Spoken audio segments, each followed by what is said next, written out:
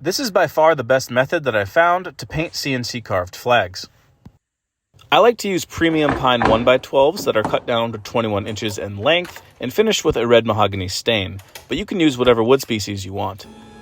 Starting off with a 16th inch downcut bit, I'm going to trace the image that I want to paint using inside and outside contour toolpaths at a depth of 0.03 inches. Once done, I'll grab what I've found to be the best paint for this application, black acrylic paint from Apple Barrel. There's probably some people out there that would argue I should be using Oramask and spray paint for this application, but I just think that this paint applies way easier, adds a nicer finish, and the best part, it dries extremely fast. I take my time to paint these with small brushes, and as you'll notice, I'm working from left to right, so my resting arm doesn't get into any wet paint.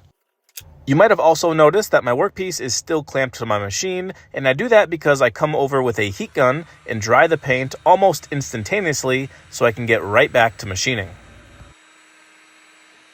It's worth noting before the next toolpath that getting paint into the carved lines at this stage is totally fine, and you'll see why in just a second. By repeating the exact same toolpath with that 16th inch downcut bit, but this time at a deeper depth of 0.05 inches, all our mistakes are now getting erased.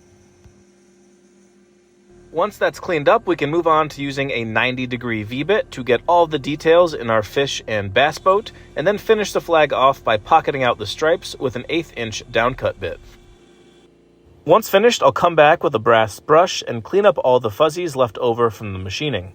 That's another great benefit to this acrylic paint. It doesn't really show any scratches when you brush it. I chose to finish this flag with clear gloss lacquer, but that's just my personal choice. You can use whatever you want. If you want to read more about this process or build this flag yourself, all the available files are available on my website. Have a good one.